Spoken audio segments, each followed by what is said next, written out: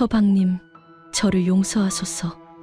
이것은 제 뜻이 아니옵니다. 하지만 왕명을 어찌 거역하리이까. 왕께서 큰어머니를 범했다더라. 50이 넘은 과부를 어찌? 1506년 7월 20일 한양에 충격적인 소식이 퍼졌습니다.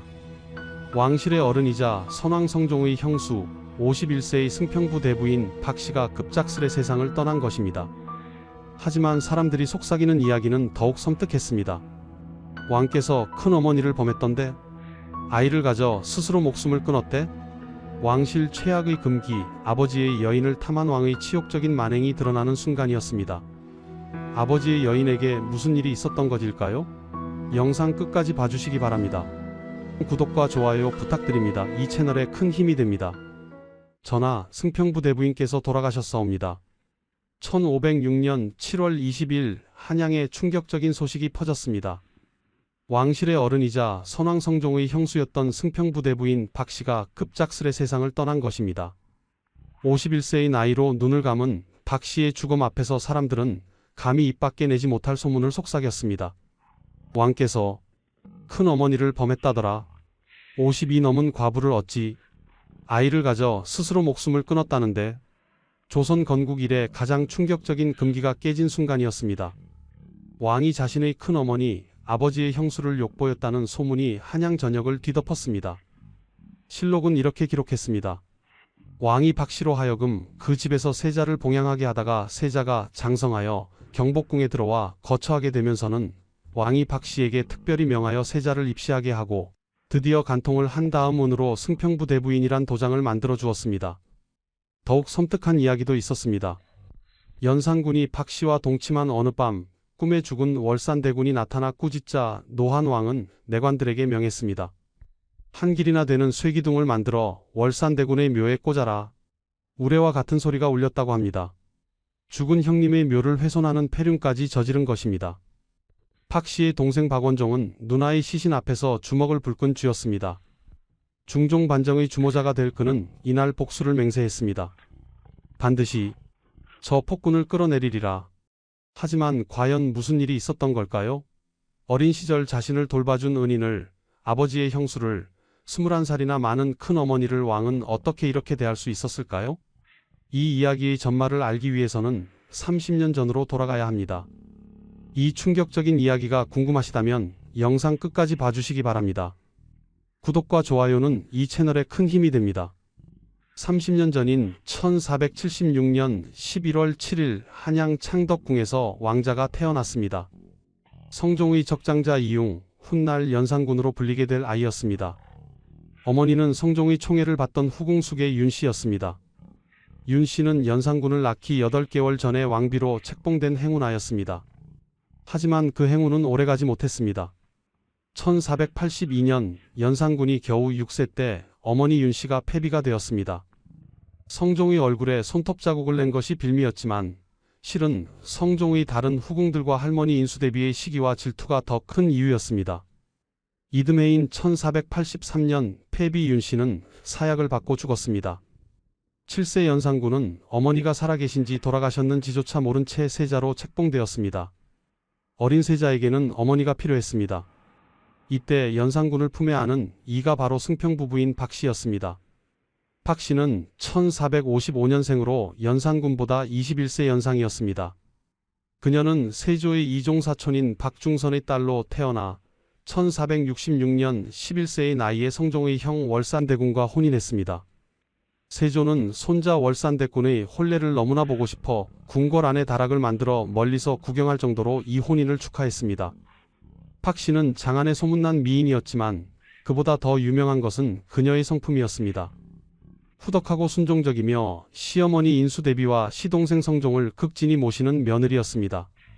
조정 중신 부인들의 모임에 나갈 때도 반드시 남편 월산대군의 허락을 받았고 어떠한 청탁도 받지 않았습니다. 하지만 박씨에게는 한 가지 슬픔이 있었습니다. 월산대군과 금슬이 좋았음에도 불구하고 자식이 없었던 것입니다. 성종은 형수를 안타깝게 여겨 박씨의 생일에 황금 6냥으로 만든 메뚜기 형상을 선물하며 임신을 기원했지만 소용없었습니다. 그런 박씨에게 어린 연산군은 자식과도 같았습니다. 생모를 잃고 할머니와 계모의 냉대 속에서 자라는 조카를 박씨는 친자식처럼 돌봤습니다. 연산군이 잔병 치레가 잦으면 월산대군의 저택인 덕수궁으로 데려와 손수 간병했습니다. 아이고 우리 융이 많이 아팠구나. 큰어마마가 맛있는 것 해줄게. 박씨의 따뜻한 손길은 어머니를 잃은 연산군에게 유일한 위안이었습니다. 하지만 1488년 12월 21일 비극이 찾아왔습니다. 월산대군이 35세의 젊은 나이로 세상을 떠난 것입니다. 9월부터 어머니 인수대비의 병구안을 하다가 본인도 병을 얻어 석 달 만에 세상을 떠났습니다. 34세의 과부가 된 박씨는 남편의 묘 옆에 염악을 짓고 3년상을 치렀습니다. 아침 저녁으로 곡하며 상식을 올렸고 상을 마친 후에는 월산대군 묘 근처에 원찰 흥복사를 세워 남편의 명복을 빌었습니다. 박씨는 독실한 불자가 되었고 절에 자주 드나들며 불사를 일으켰습니다. 또한 일찍 세상을 떠난 여동생의 딸을 자신의 집으로 데려와 소학과 내훈을 가르치며 키웠습니다. 그 조카딸이 훗날 중종의 계비가 되는 장경왕 후였습니다. 1494년 12월 29일 18세의 연산군이 조선 제10대 왕으로 즉위했습니다. 연산군은 즉위 후에도 어린 시절 자신을 돌봐준 큰어머니를 잊지 않았습니다.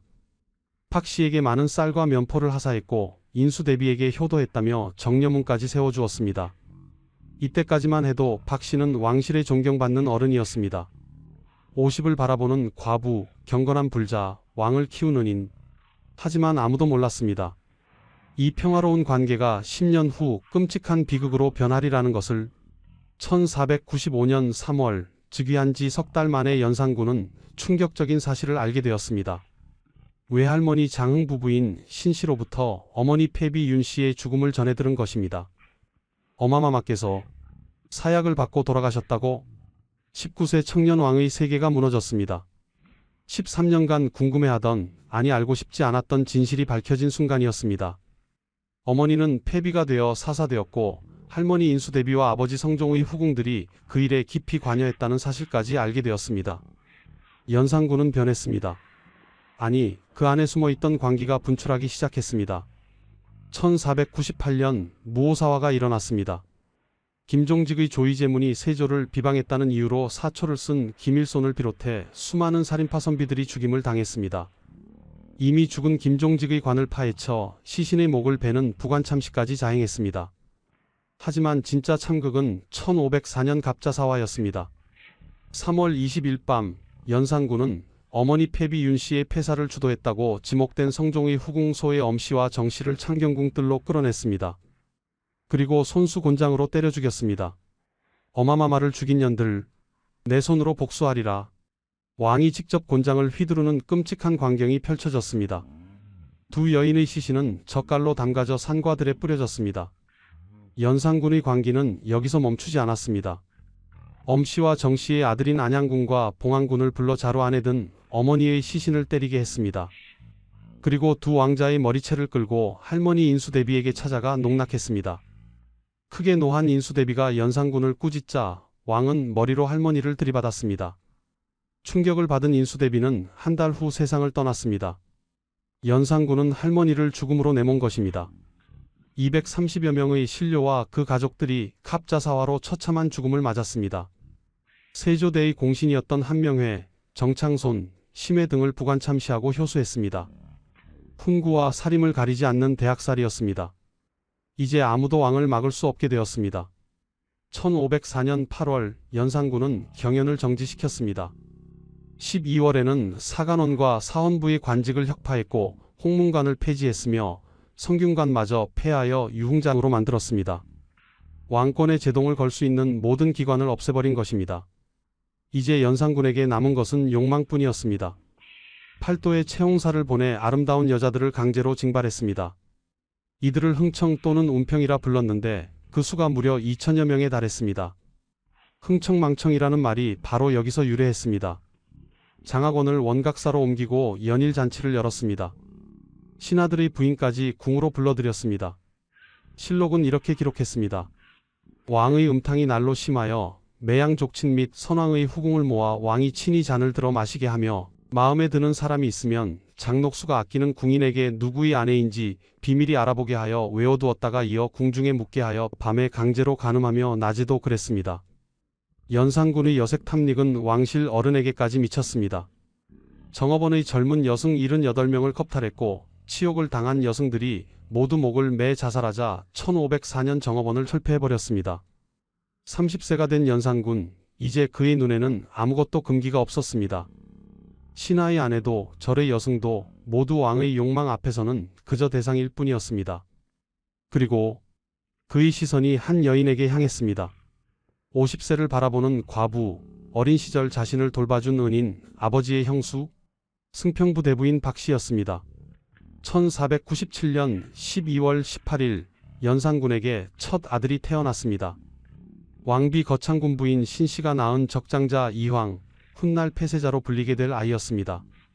연산군은 22세, 왕비 신씨는 26세였습니다.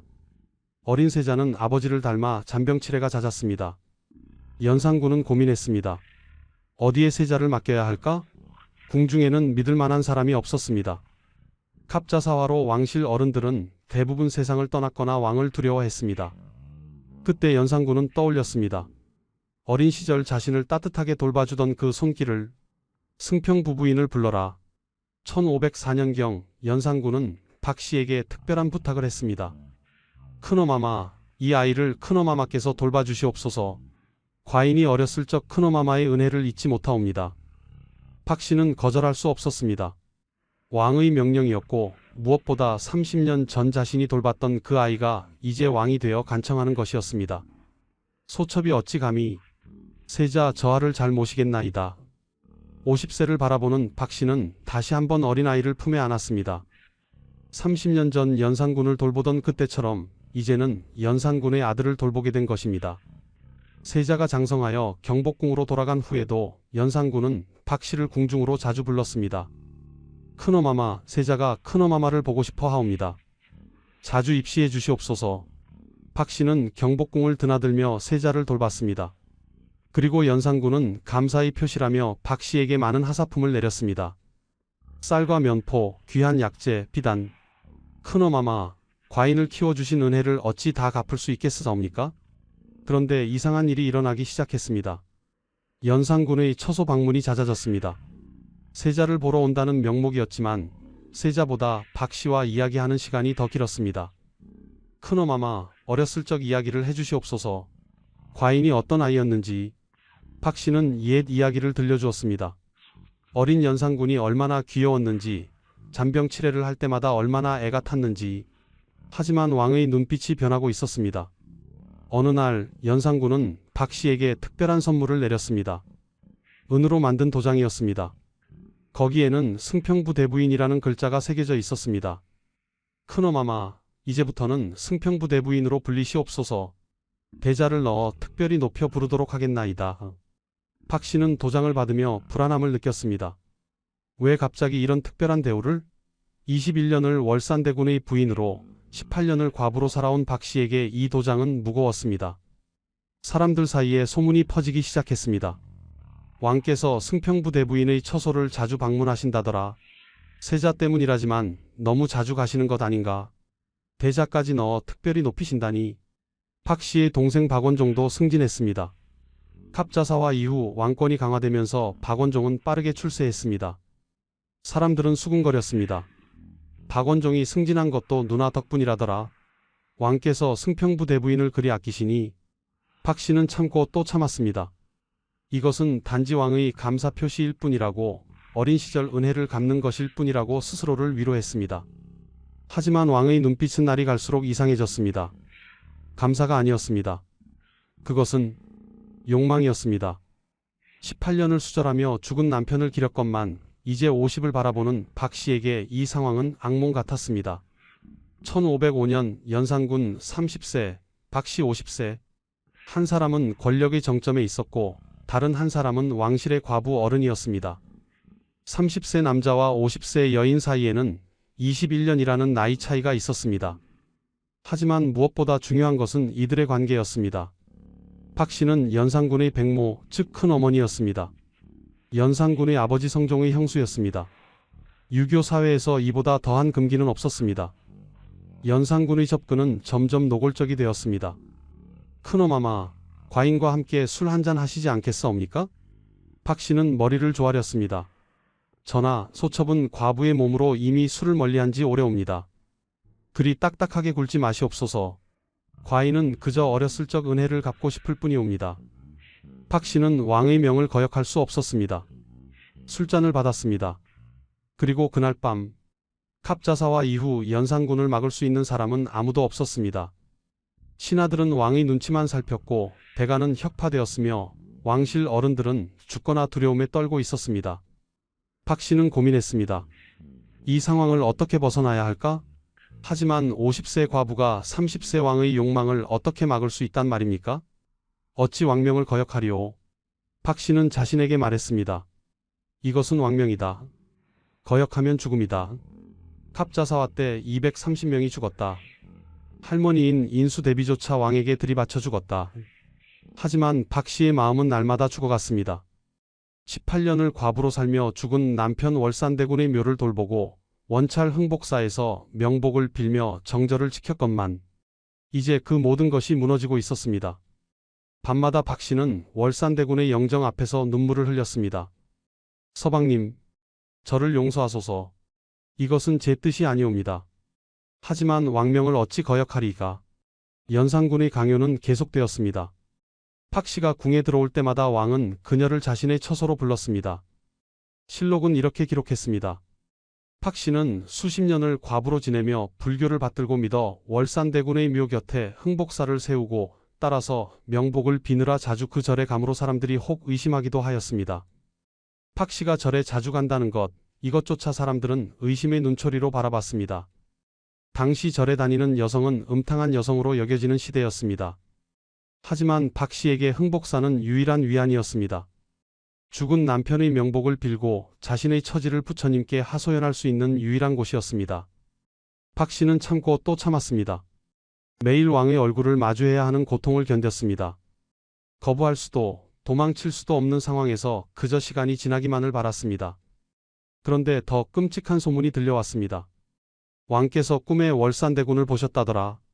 그래서 월산대군의 묘에 쇠기둥을 박으셨다는데 연산군은 어느 날 밤 박 씨와 함께 자다가 꿈에 월산대군을 보았다고 합니다. 죽은 형이 꿈에 나타나 자신을 꾸짖는 것이 밉게 느껴진 왕은 내관들에게 명했습니다. 한 길이나 되는 쇠막대기를 만들어 월산대군의 묘 한가운데에 꽂아라. 내관들이 경기도 고양 신원동에 있는 월산대군 묘에 긴 쇠기둥을 박자 우레와 같은 소리가 들렸다고 실록은 기록합니다. 죽은 자에 대한 모독이었습니다. 형의 묘를 훼손하는 폐륜이었습니다. 박 씨는 이 소식을 듣고 피눈물을 흘렸습니다. 죽은 남편의 묘가 훼손되고 자신은 그 동생의 욕망에 짓밟히고 이것이 무슨 운명이란 말입니까? 박 씨의 몸에 병이 들기 시작했습니다. 50세가 넘은 몸, 18년간의 과부 생활, 그리고 왕의 강요. 박 씨의 육체와 정신은 한계에 다다르고 있었습니다. 1506년 초 박 씨는 거의 궁에 나오지 않았습니다. 병을 핑계로 세자 돌보는 일도 사양했습니다. 하지만 사람들의 입에서는 다른 소문이 오갔습니다. 승평부 대부인이 임신했다더라. 50이 넘은 나이에 무슨 왕의 아이를 가졌다는데 1506년 초봄 박 씨의 병세가 악화되었습니다.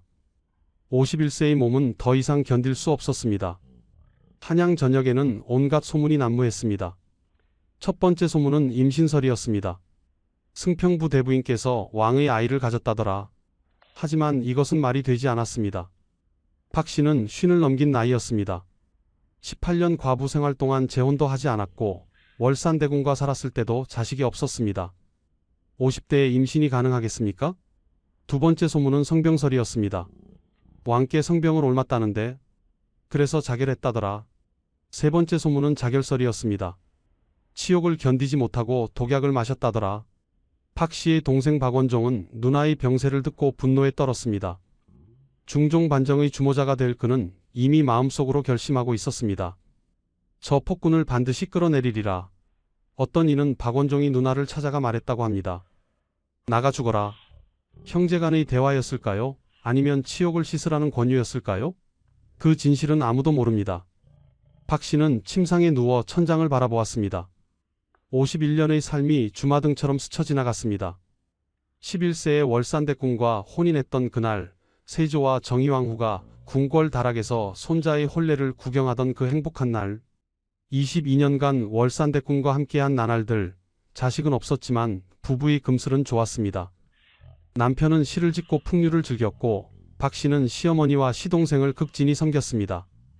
1488년 남편이 35세의 젊은 나이로 세상을 떠난 그날, 34세의 과부가 되어 묘 옆에 여막을 짓고 3년상을 치렀던 그 슬픔, 18년을 수절하며 흥복사에서 남편의 명복을 빌고 조카 장경왕후를 키우고 어린 연산군과 그의 아들을 돌보며 살았던 세월, 그리고 지난 12년간의 악몽. 서방님, 이제 곧 뵙겠나이다. 박 씨는 죽음을 선택했을까요? 아니면 병으로 죽었을까요? 실록에는 이렇게 기록되어 있습니다. 월산대군 이정의 처 승평 부부인 박 씨가 죽었다. 담담한 한 줄의 기록입니다. 하지만 그 뒤에 붙은 사람들의 소문은 섬뜩합니다. 사람들이 이를 두고 연산군의 아이를 잉태하여 자결했다고 말한다. 진실은 무엇이었을까요? 51세의 임신은 의학적으로 거의 불가능했습니다. 박 씨는 월산대군과 22년을 살면서도 자식이 없었습니다. 불임이었을 가능성이 높습니다. 성병설도 확실하지 않습니다. 실록에는 연산군이 과도한 성생활로 정력이 약해졌다는 기록이 없고 정력에 관한 약을 복용했다는 기록도 없습니다. 가장 가능성이 높은 것은 자결설입니다. 치욕을 견디지 못하고 스스로 목숨을 끊었을 가능성. 또 다른 가능성은 병사입니다. 50대의 몸으로 극심한 스트레스를 받아 병을 얻어 죽었을 가능성.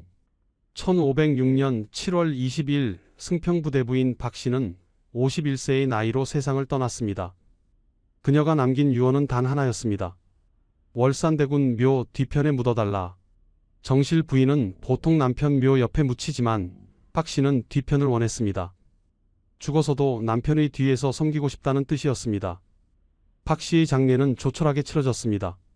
왕은 아무런 애도도 보이지 않았습니다. 단지 한양에는 섬뜩한 소문만이 떠돌았습니다. 왕께서 큰어머니를 범했다더라. 박원종은 누나의 묘 앞에서 주먹을 쥐었습니다. 누님, 반드시 복수하겠습니다. 저 폭군을 끌어내리겠습니다.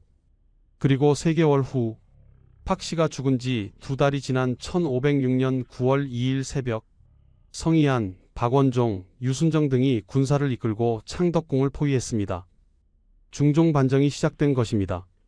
반정군은 연산군의 최측근들을 처단했습니다. 임사홍, 신수군, 홍경주 등이 목이 잘렸습니다. 연산군의 총애를 받던 기녀 장녹수도 능지처참되었습니다. 연산군은 창덕궁에 갇혀 있다가 강화도 교동으로 유배되었습니다. 왕이 아니라 연산군으로 강봉되었습니다. 12년간의 폭정이 끝나는 순간이었습니다. 반정의 명분은 명확했습니다. 첫째, 무오사화와 갑자사화로 수많은 무고한 신하들을 죽였다. 둘째, 국고를 탕진하고 백성을 수탈하여 흥청망청 놀았다. 셋째, 삼사를 폐지하고 독재 정치를 했다. 넷째, 신하들의 부인을 겁탈하고 왕실 어른을 욕보였다. 특히 네 번째 명분에서 박원종은 누나 박 씨의 일을 들먹였습니다. 폐주연사는 신하들의 부인은 물론 자신의 큰 어머니인 승평부대부인까지 욕보였습니다. 이것은 인륜을 저버린 폐륜입니다. 하지만 이것이 정말 사실이었을까요? 반정 세력에게 필요했던 것은 명분이었습니다. 연산군을 끌어내리기 위한 결정적인 명분. 백성들이 분노할 만한, 신하들이 고개를 끄덕일 만한 명분. 박 씨와 연산군의 스캔들은 완벽한 명분이었습니다. 첫째, 50대 과부와 30대 왕의 나이 차이는 사람들의 흥미를 끌었습니다. 둘째, 큰어머니와 조카의 관계는 유교 사회에서 최악의 폐륜이었습니다. 셋째, 죽은 월산대군의 묘에 쇠기둥을 박았다는 이야기는 충격적이었습니다. 하지만 의문점도 많았습니다. 21세 나이 차이 혈기왕성한 30세 남자가 과연 51세 노파를 욕망의 대상으로 봤을까요? 불임 여성 22년 결혼 생활에서도 자식이 없었던 박 씨가 51세에 임신했다는 것은 말이 되지 않습니다. 비현실적 묘사 월산대군 묘에 쇠기둥을 박자 천둥 소리가 났다는 기록은 너무 과장되어 있습니다. 박원종의 동기 중종 반정의 주모자인 박원종에게는 반정을 정당화할 명분이 필요했습니다. 하지만 일부 증거는 사실을 가리킵니다. 실록의 기록 왕이 박씨에게 특별히 명하여 세자를 입시하게 하고 드디어 간통을 한 다음 은으로 승평부대부인이란 도장을 만들어 주었다. 은도장 증거 승평부대부인이라는 특별한 도장을 만들어준 것은 사실로 보입니다. 박원종의 급속한 승진 박씨가 왕과 친밀한 관계를 맺은 이후 박원종이 빠르게 출세한 것도 사실입니다. 당시 소문 한양 전역에 퍼진 소문은 근거 없이 만들어지기 어렵습니다. 진실은 아마도 그 중간 어딘가에 있을 것입니다. 연산군이 박씨에게 성적으로 접근했을 가능성은 높습니다. 갑자사화 이후 아무도 막을 수 없었던 왕의 욕망이 왕실 어른에게까지 미쳤을 가능성은 충분합니다. 박씨가 왕의 강요를 거부할 수 없었을 것도 분명합니다. 왕명을 거역하면 죽음이었던 시대, 50세 과부가 30세 왕을 어떻게 막을 수 있었겠습니까?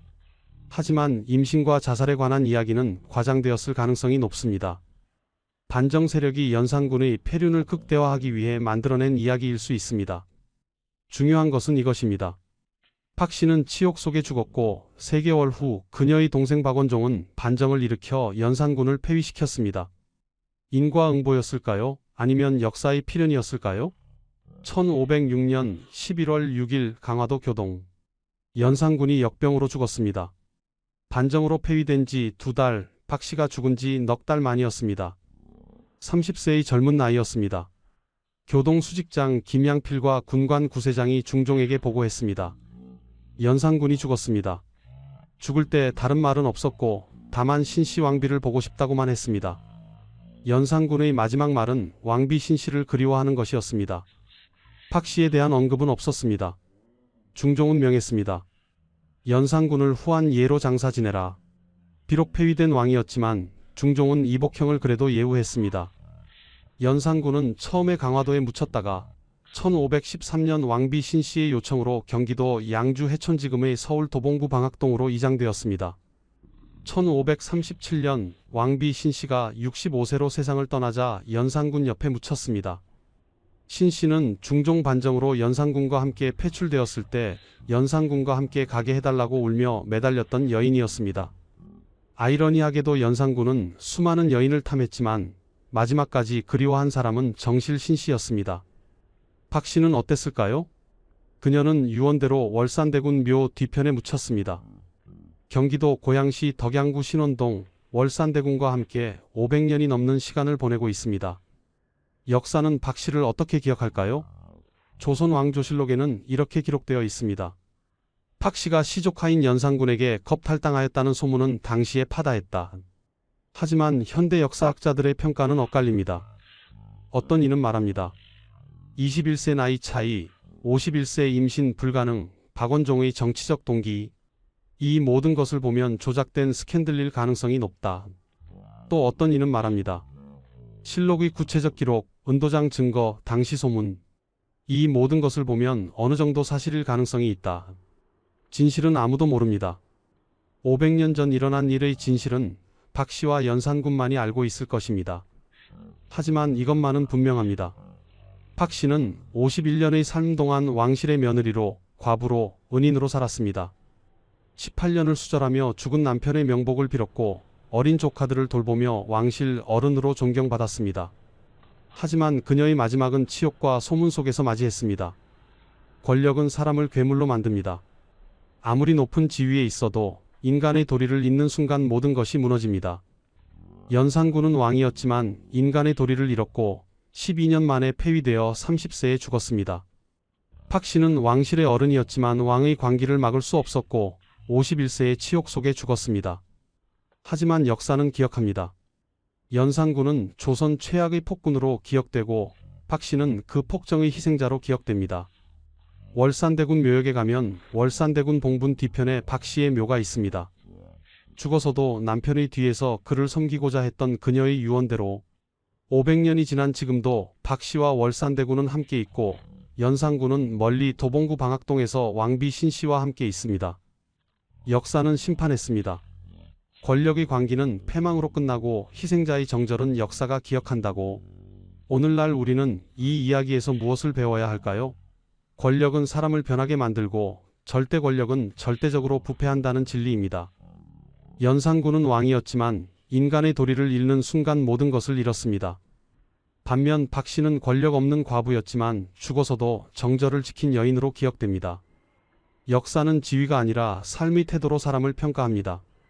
500년이 지난 지금도 연산군은 폭군으로, 박 씨는 비극의 희생자로 기억되는 이유입니다.